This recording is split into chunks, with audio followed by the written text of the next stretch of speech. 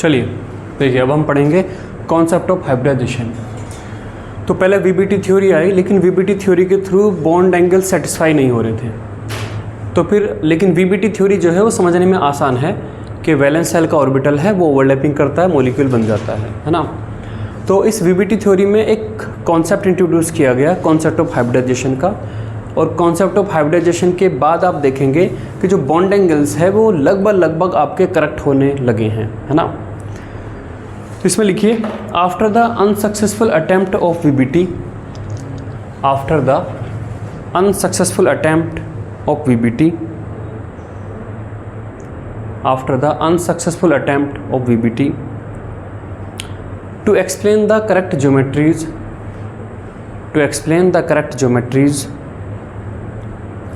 and shapes of molecules, comma, a new concept of hybridization A new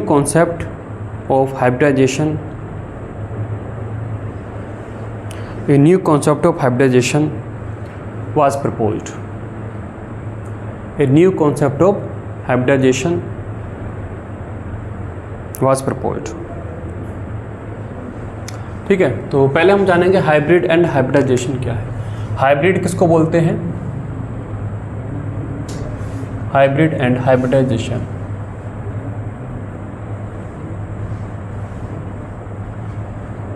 hybrid and hybridization, जब आप दो या उससे ज़्यादा डिसिमिलर थिंग्स को मिलाते हैं और कोई नई चीज़ बन के आती है उसे हाइब्रिड बोलते हैं, है ना। हम जैसे मोटे मोटे तरीके से ले लीजिए, जैसे कार आती हैं, कार उसमें पेट्रोल इंजन भी है और उसमें इलेक्ट्रिक मोटर भी है, उसे हाइब्रिड कार बोल देते हैं, है ना। जब दो डिफरेंट चीज़ें हैं उनको मिक्स करके एक नई चीज़ बनाएगी उसे हाइब्रिड बोल देते हैं। और ये जो प्रोसेस है जो हम ये कर रहे हैं इसे हाइब्रिडाइजेशन प्रोसेस बोल देते हैं कि हमने हाइब्रिडाइजेशन किया है। ठीक है, तो लिखिए इसमें, new things formed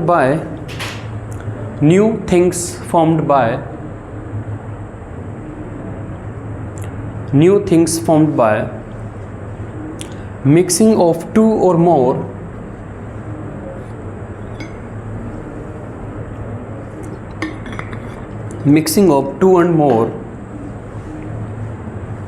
mixing of two or more dissimilar things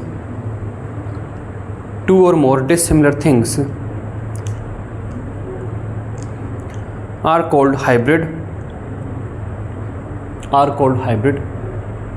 दो या दो से ज़्यादा डिसिमिलर अलग अलग टाइप की चीज़ों को मिलाने पर जब चीज़ बनती है उसे बोलते हैं हाइब्रिड चीज़ बनी है, are called hybrid. And the process of mixing is known as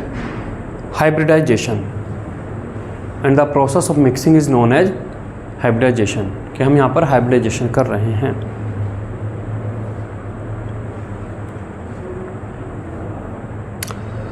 अब यहाँ पर ऑर्बिटल की हाइब्रिडाइजेशन का क्या मतलब है?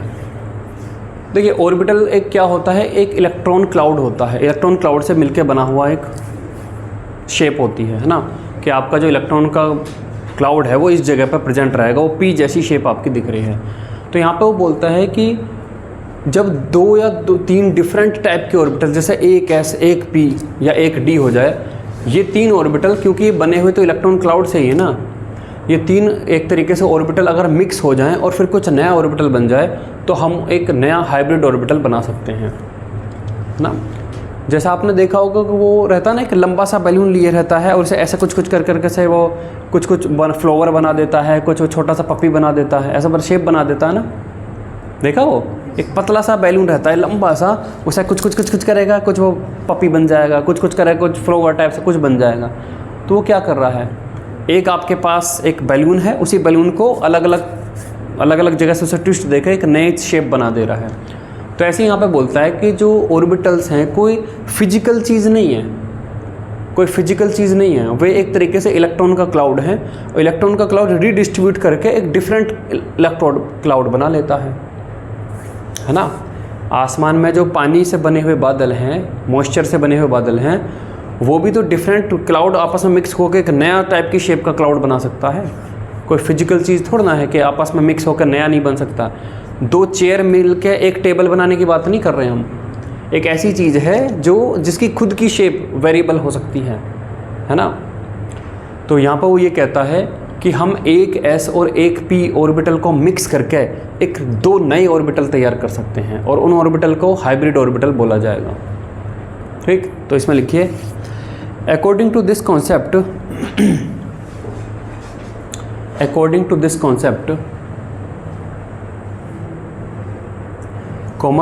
any number of atomic orbitals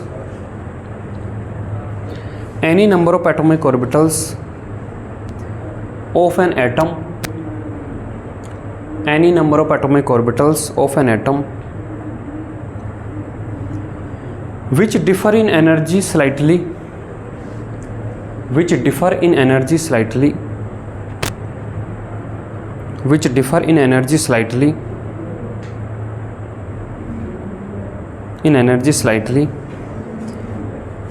may mix with each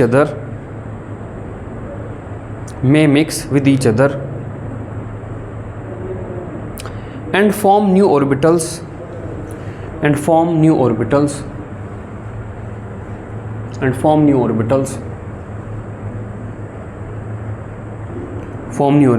called hybrid orbitals।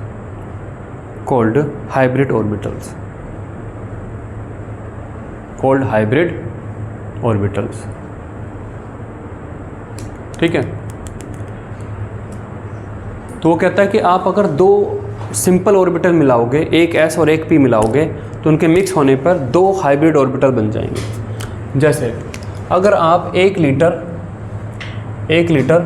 लेते हो, यहाँ पर रेड पेंट लेते हो,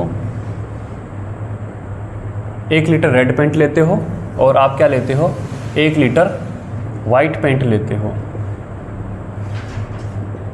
तो उनके मिक्स होने से जो पेंट बनेगा वो फाइनली 1 लीटर बनेगा या 2 लीटर बनेगा, 2 लीटर बनेगा।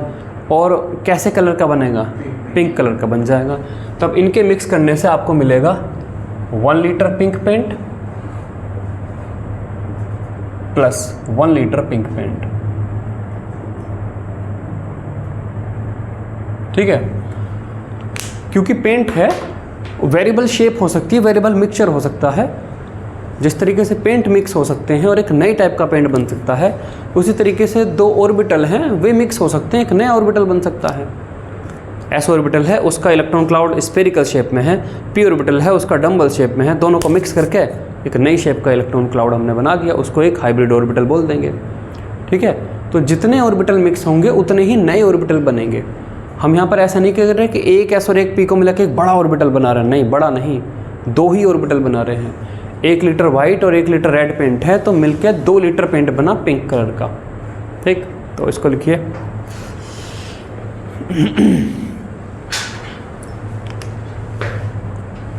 नेक्स्ट आ गया है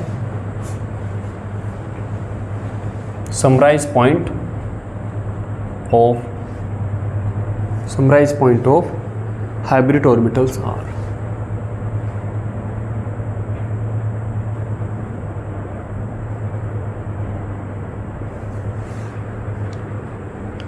वो दोनों तो आइडेंटिकल हैं? वो दोनों आइडेंटिकल होंगे। हाँ, वे दोनों एक जैसे होंगे। ये जो पिंक पेंट है, ये पिंक पेंट, इनमें कुछ अंतर है?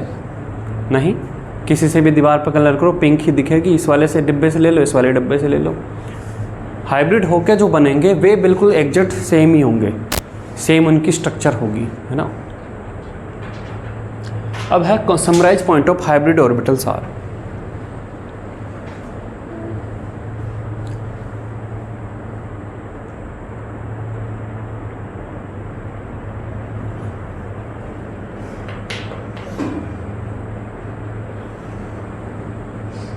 ठीक है, पहले पॉइंट में वो बोलता है कि वही ऑर्बिटल मिक्सिंग में पार्टिसिपेट करेंगे जिन ऑर्बिटल की एनर्जी में थोड़ा सा डिफरेंस है ना, जिनकी ऑर्बिटल में थोड़ा सा डिफरेंस है।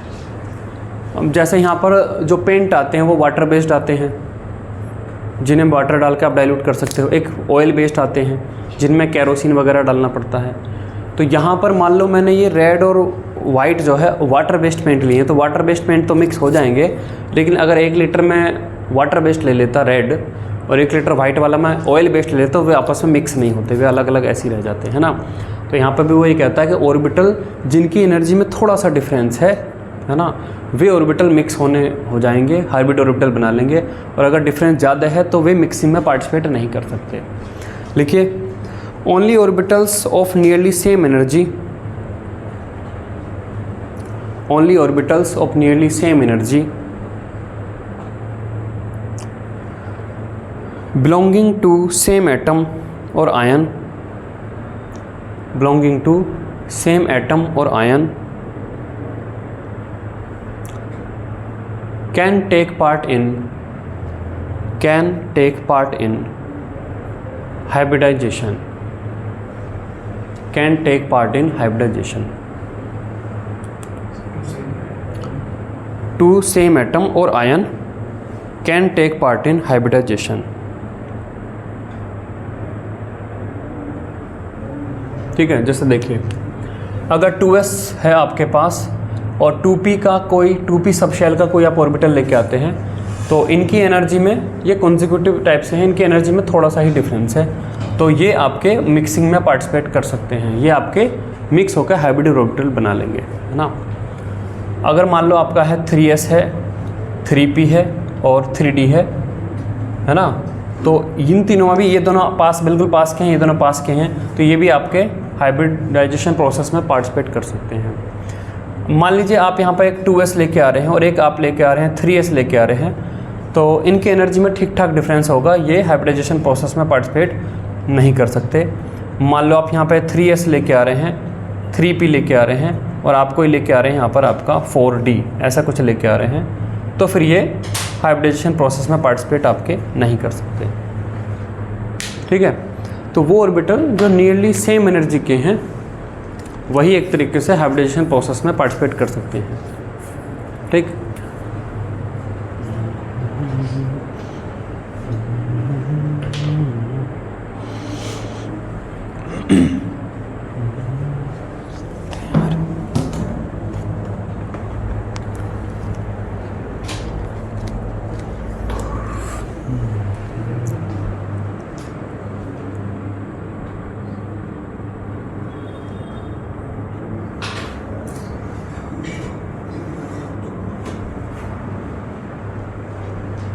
हो गया। अगला पॉइंट लिखिए,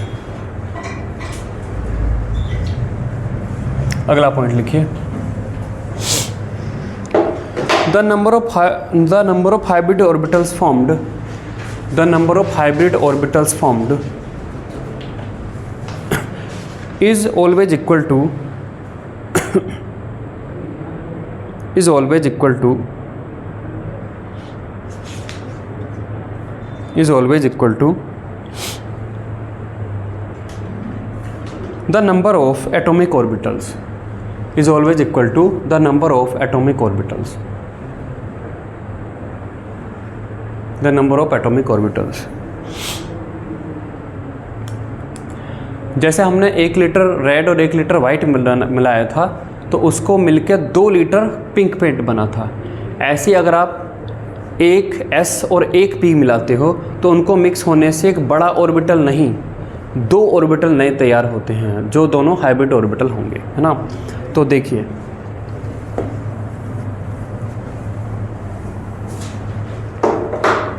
अगर आप एक s ऑर्बिटल लेते हैं, ठीक है, ये आपका एक s ऑर्बिटल है, मान लो ये आपका कोई भी ऐसा 2s है ना, और एक आप यहाँ पर p ऑर्बिटल लेते हैं, ये न्यूक्लियस है, ये आपका न्यूक्लियस है, ये आपका एक p ऑर्बिटल है।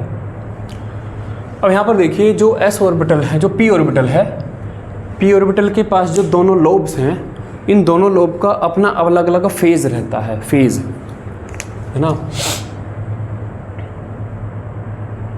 जैसे यहाँ पर आपका ये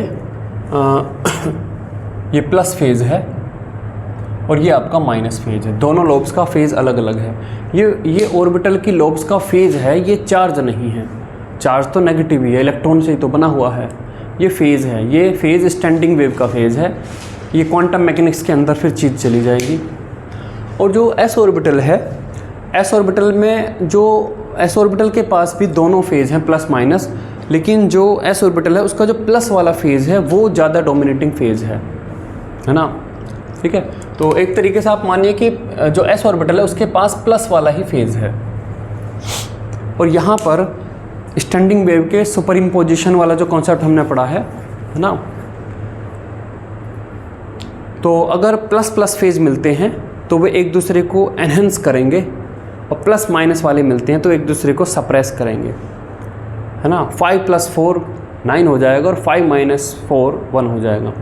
जब ये दोनों मिक्स होते हैं और एस ऑर्बिटल के पास मेनली प्लस फेज़ है, उसका जो डोमिनेटिंग फेज़ है प्लस फेज़ है, तो प्लस प्लस मिलके एक बड़ा लोब बन जाएगा और प्लस माइनस मिलके छोटा लोब बनेगा।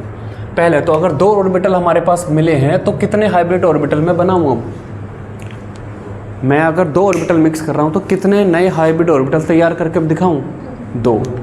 तो 2 हाइब्रिड ऑर्बिटल बनते हैं। ये न्यूक्लियस है, ये न्यूक्लियस है, तो एक तो आपका ये ऐसे है और इसका छोटा लोब इधर है, एक आपका ये ऐसे है और इसका छोटा लोब इधर है। ये आपका वही है जो प्लस प्लस से मिलके बना है, और ये वो है छोटा लोब जो प्लस माइनस से बना। ये आपका प्लस वाला, ये आपका माइनस वाला। तो ये 2 ऑर्बिटल आपके बनते हैं। अब इनको नाम क्या दें?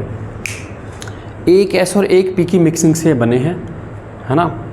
तो जैसे मान लो पिंक नाम का कोई कलर ना होता, केवल कलर होते red, white, blue, green. Pink तो मिक्स्ड कलर है ना कुछ।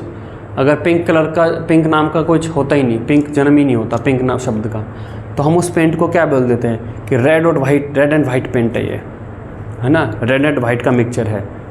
तो उसी तरीके से यहाँ पर इस ऑर्बिटल को बोल दिया जाता है sp, और ये sp हाइब्रिड ऑर्बिटल है। ये sp हाइब्रिड ऑर्बिटल है, और ये वाला भी आपका एक sp हाइब्रिड ऑर्बिटल है। ठीक है, एक s और एक p की मिक्सिंग से आपका sp नाम के 2 हाइब्रिड ऑर्बिटल बनेंगे। अब आगे देखिए, मान लीजिए अगेन हम एक ऐसा ऑर्बिटल लेके आते हैं, ये इसका न्यूक्लियस है और इसमें डोमिनेटिंग फेज प्लस है। और अगर आप 2 p ऑर्बिटल लेके आते हैं, आप क्या लेके आते हैं? 2 p ऑर्बिटल लेके आते हैं। ये प्लस फेज है, ये माइनस फेज है। अगेन ये आपका माइनस फेज है, ये आपका प्लस फेज है। ये S है, ये आपका P है, ये आपका P है। तब मैं यहाँ पर कितने नए हाइब्रिड ऑर्बिटल बनाऊंगा? 3, है ना। अब यहाँ पर देखिए S ऑर्बिटल क्या है? स्पेरिकल है, गोल मटोल है, और P ऑर्बिटल क्या है? एलोंगेटेड है ना, लंबाई में इस तरीके से है। तो पहले हमने एक गोल मटोल वाला और एक लंबाई में रखने वाला, मतलब कि एक्सिस के अलोंग जिसका इलेक्ट्रॉन क्लाउड है वो वाले मिक्स करें, तो ठीक ठाक S ऑर्बिटल का नेचर उसमें दिख रही है, मतलब ये ठीक ठाक गोल जैसा दिख रहा है। अगर मैं अब एक्सिस के अलोंग जिनका ऑर्बिटल क्लाउड है वे 2 ले लेता हूँ, मतलब P वाले 2 ले लेता हूँ, तो अब जो नए ऑर्बिटल बनेंगे उनमें जो ये शेप है ये थोड़ी सी एलोंगेटेड हो जाएगी, है ना। तो देखिए, अब जो मैं यहाँ पर 3 ऑर्बिटल बनाऊँगा, यहाँ पर जो मैं 3 ऑर्बिटल बनाऊँगा, इनमें ये जो लोब्स है इसको थोड़ा सा मैं क्या कर दूँगा? एलोंगेटेड कर दूँगा। ऐसे मैंने कर दी है, पहले ये ज़्यादा गोल है, ये थोड़ी सी मैंने एलोंगेटेड कर दी, जैसे P शेप की करैक्टर ज़्यादा है। P के 2 ऑर्बिटल मिलाए हैं तो P जैसा रूप भी उसमें ज़्यादा आएगा, है ना। 1 litre white 1 litre red paint मिलाया तो पिंक बना। अगर मैं 2 लीटर रेड और 1 लीटर वाइट मिलाता तो क्या अभी भी वो वाला ही पिंक बनता? नहीं, अब वो पिंक और रेड के बीच में बनता, मतलब रेड इसकी तरफ ज़्यादा होता। तो जो ऑर्बिटल ज़्यादा होगा उस ऑर्बिटल की वजह से जो हाइब्रिड ऑर्बिटल है उसमें भी उसकी जैसा रूप ज़्यादा आएगा, है ना। तो ये ऑर्बिटल मैंने थोड़ा सा एलोंगेटेड करके बना दिया है। अगेन ये ऑर्बिटल एलोंगेटेड है, 3 ऑर्बिटल एग्जैक्ट सेम ही होंगे, ऐसे ये बना दिया है। तो ये प्लस वाला फेज है, ये माइनस, ये प्लस है, ये माइनस है, ये प्लस है, ये माइनस है। अब ये बना है एक S और 2 P से। अब इस ऑर्बिटल को क्या नाम दूँ? spp, है ना। इसका नाम क्या है? spp। अब spp की बजाय हम इसे लिख देते हैं sp2, है ना। हम इसे लिख देते हैं sp2। p2 का मतलब वही है, वो pp2 उसमें यूज है। तो sp2 और ये sp2, तो 3 आपके पास sp2 नाम के हाइब्रिड ऑर्बिटल आ गए हैं। सिमिलरली अगर आप एक s और 3 p को मिक्स करोगे तो आपके पास sp3 sp3 sp3 sp3 नाम के 4 ऑर्बिटल आ जाएंगे। बनाइए इनको।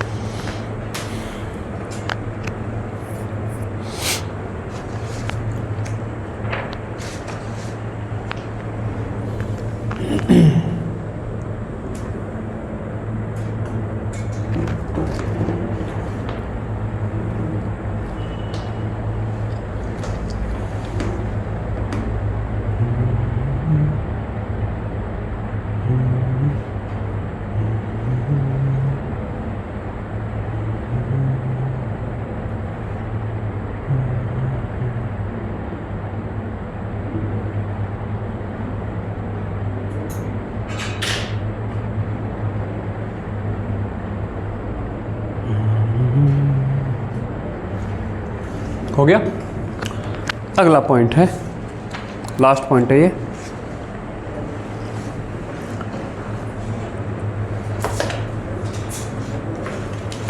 अब देखिए ये जो ऑर्बिटल सब बने हैं, मान लो 2 sp ऑर्बिटल बने हैं, तो ये एक ही एटम के न्यूक्लियस के अराउंड बने हैं। और जो ऑर्बिटल हैं वे किससे बने हैं? इलेक्ट्रॉन के क्लाउड से। और इलेक्ट्रॉन पर कैसा चार्ज होता है? माइनस चार्ज होता है ना। तो ये दोनों ऑर्बिटल जब 2 p ऑर्बिटल होते थे तो वो मैं बता 90 डिग्री पे लाइन करते थे। अगर ये 2 ऑर्बिटल बने हैं एक ही न्यूक्लियस के अराउंड, तो ये कैसे अलाइन करेंगे अपने आप को? मान लीजिए जैसे क्या है, 2 बैलून हैं, 2 बैलून हैं आपके पास। कई बार हम नहीं करते, बालों में अगर बैलून को रगड़ते हैं तो उस पर कुछ चार्ज आता है, बैलून से फिर हम पेपर उठाने लगते हैं। बैलून को सर पर रगड़िए, कागज़ के छोटे छोटे टुकड़े काटिए और बैलून को लेके जाइए तो वह चिपक जाते हैं उस पर। इसका मतलब बैलून पर कुछ चार्ज आ गया ना, पॉजिटिव चार्ज या नेगेटिव चार्ज कुछ भी है। मान लो बैलून पर नेगेटिव चार्ज आ गया, एक बैलून लिया हमने, सर पर रगड़ा, उस पर नेगेटिव चार्ज आ गया। एक बैलून और लिया, सर पर रगड़ा, उस पर नेगेटिव चार्ज आ गया। इन दोनों बैलून को एक धागे से हमने बांध दिया, ठीक है। और मान लो ये बैलून मासलेस है, हमने उस धागे की जो नोट है उसको पकड़ा, तो बताइए दोनों बैलून कैसे अलाइन हो जाएंगे? वी शेप में। क्यों वी शेप में? आपस में रिपल्सन करेंगे, तो रिपल्सन करेंगे तो वी शेप में क्यों होंगे? नहीं, मैं तो मासलेस बोल रहा हूँ, ग्रेविटी तो है ही नहीं ना। 180 डिग्री। इसका मतलब अगर 2 बैलून हैं जिन पर सेम चार्ज है, माइनस चार्ज है, मासलेस हैं, उन्हें एक नोट से बांध दो तो एग्जैक्ट ऐसे अलाइन हो जाएंगे क्योंकि रिपल्सन कर रहे हैं, ठीक है। अगर ऐसे ही 3 बैलून हो, एक जगह पे मैंने नोट बांध दी तो कैसे होंगे? 120 डिग्री, ट्राइंगल मतलब प्लेनर, एक प्लेन में 120 डिग्री पर अलाइन हो जाएंगे। ये जो ऑर्बिटल्स जो बने हैं ये भी ऐसे ही करते हैं। तो देखिए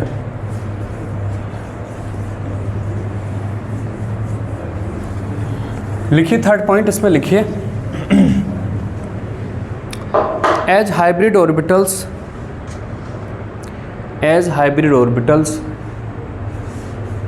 similar to atomic orbitals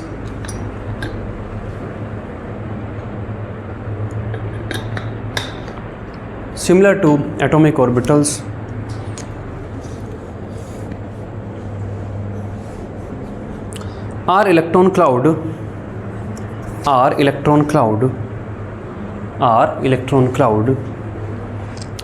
so they repel each other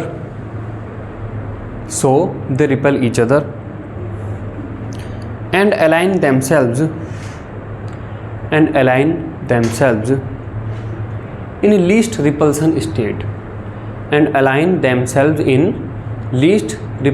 state least repulsion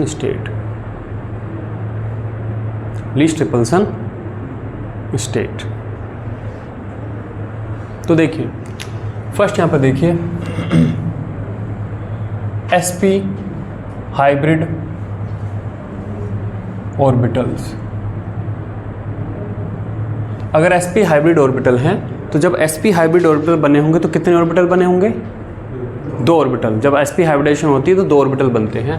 तो ये आपका न्यूक्लियस है एटम का, तो एक s ऑर्बिटल आपका ऐसा अलाइन किया होगा, ये इसकी वो बड़ी वाली लोब और ये उसकी छोटी लोब, फिर दूसरा s ऑर्बिटल ये आपकी बड़ी वाली लोब, ये आपकी छोटी लोब, तो ये ऐसे अलाइन किए होंगे, है ना।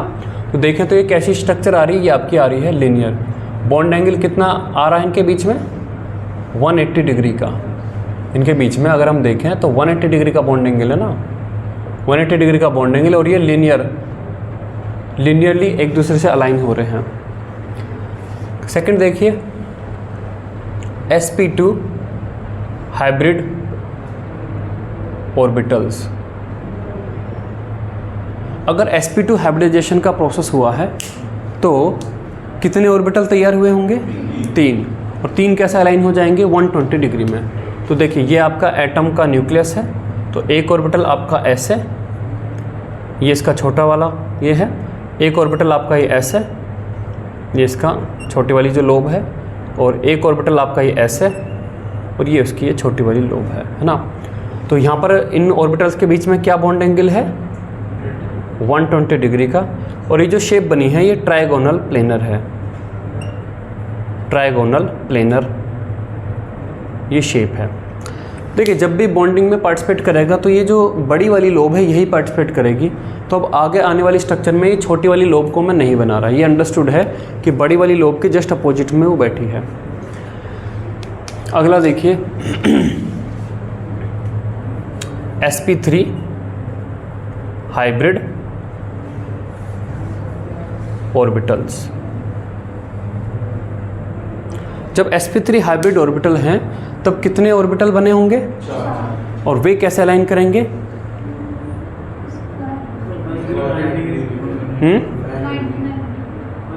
90 तो तब है जब उन्हें एक प्लेन से दूसरे में आज़ाद जाने की आज़ादी नहीं, जब 2 डायमेंशन प्लेन है। वो तो 3 डायमेंशन में जा सकते हैं ना। मॉलिक्यूल के पास तो, एटम के पास तो 3 डायमेंशन है ना, 2 डायमेंशन थोड़ा ना है। 2 डायमेंशन होता तब उन्हें 90 डिग्री पर रहना पड़ता। अब क्योंकि उनके पास 3 डायमेंशन है तो ये आपके ऐसे आएंगे। ये आपका न्यूक्लियस है, एक ऑर्बिटल आपका s है, एक ऑर्बिटल आपका ये s है, एक ऑर्बिटल आपका ये s है, और एक ऑर्बिटल आपका ये पीछे ऐसे जा रहा है। तो आपकी ये आ जाएगी इस तरीके से टेट्राहेड्रल शेप, है ना। थोड़ा सा और ये बड़ा बनाते हैं। एक ऑर्बिटल आपका ये ऐसा पीछे जा रहा है, तो ये आपकी बॉन्ड एंगल आपका आता है, बॉन्ड एंगल आपका आता है 109.5 डिग्री। एग्जैक्ट में ये 109 डिग्री 28 मिनट है, और 1 मिनट में 60 सेकंड होते हैं, तो ये लगभग 109.5 डिग्री है। और इसकी जो शेप है वो क्या है? टेट्राहेड्रल। टेट्राहेड्रल ये अलाइन होता है ना। अगला आपका देखिए, जब आपका ये हो सकता है sp3d, sp3d hybrid orbitals. sp3d hybrid orbitals हैं, तो अब यहाँ पे 5 ऑर्बिटल होंगे। और 5 ऑर्बिटल कैसे अलाइन करते हैं, ये न्यूक्लियस है, एक ऑर्बिटल आपका s है, 2 ऑर्बिटल आपके s है, दैट मीन्स ये इसी तरीके से स्क्वायर पिरामिड और ट्राइगोनल प्लेनर, और 2 ऑर्बिटल आपके s है और s है, ये ऐसे अलाइन करते हैं। तो 3 ऑर्बिटल तो ऐसे 120 डिग्री पर और 2 ऑर्बिटल उनके ऊपर और नीचे। हाँ, तो ये जो शेप बनती है ये आपकी बनती है ट्राइगोनल बाइपिरामिडल। बॉन्ड एंगल आपके देखिए, ये जो आपके प्लेनर वाले हैं बॉन्ड एंगल, उनमें तो 120 डिग्री रहता है और उनमें आपका 180 डिग्री रहता है आमने सामने वाले में। इन आमने सामने पर 120 और यहाँ पर आपका 90 भी, तो 90 डिग्री बॉन्ड एंगल आपके 90 डिग्री मिलता है। 90 डिग्री किस में, इन दोनों में, जो ये परपेंडिकुलर है और जो ये इस प्लेनर में 90 डिग्री। 120 डिग्री किस में, जो प्लेन में है, और आमने सामने वालों में 180 डिग्री। और इसकी स्ट्रक्चर क्या है, trigonal bi pyramidal. Trigonal bi pyramidal, इसको और समझ लेते हैं कैसे है ये। देखिए, आपके पास एक ट्रायंगल है ऐसे, देखिए ये आपके पास एक ट्रायंगल है ऐसे, है ना, और यहाँ पर 2 एटम आपके ऐसे हैं। तो यहाँ पर अगर आप देखेंगे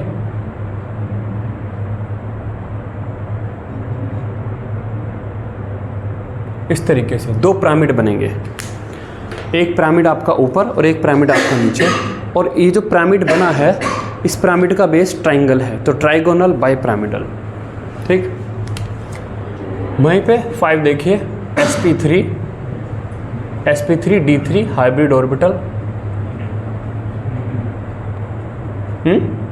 हाँ, sp3d2 हाइब्रिड ऑर्बिटल।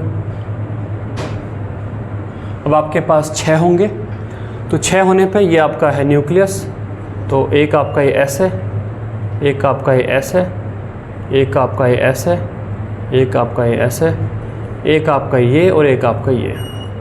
ठीक है, तो बॉन्ड एंगल जो यहाँ पर आते हैं वे आपके 90 डिग्री और 180 डिग्री हैं।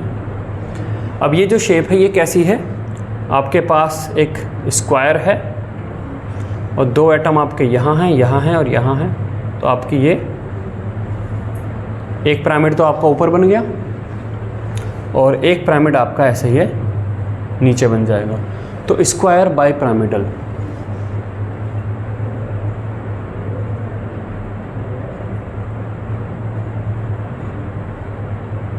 वहीं जो स्क्वायर बाई पिरामिडल होता है उसके 8 फेस हैं, 1 2 3 और एक पीछे 4 ऐसे नीचे। तो इस शेप को ऑक्टाहेड्रल भी बोलते हैं या ऑक्टाहेड्रल। ऑक्टाहेड्रल शेप है, ठीक है। और एक लास्ट और है sp3d3 हाइब्रिड ऑर्बिटल्स। अब आपके पास 7 ऑर्बिटल हैं, तो 7 में से जैसे यहाँ पर 3 हैं, ऐसे ही 5 तो एक ही प्लेन में हैं। तो देखिए 1 2 3 4 और 5 तो एक ही प्लेन में हैं और 2 आपके ऊपर और नीचे हैं। तो यहाँ पर आपके जो बॉन्ड एंगल हैं जो एक ही प्लेन में है उनमें बॉन्ड एंगल आता है 72 डिग्री, इनमें आमने इसमें आता है आपका 90 डिग्री और 180 डिग्री। और जो शेप है वो आपकी आती है पेंटागोनल बाई पिरामिडल। अब आपका जो बेस है उसमें 4 के बजाय 5 पेंटागन होगा और 2 पिरामिड होंगे, पेंटागोनल बाई पिरामिडल।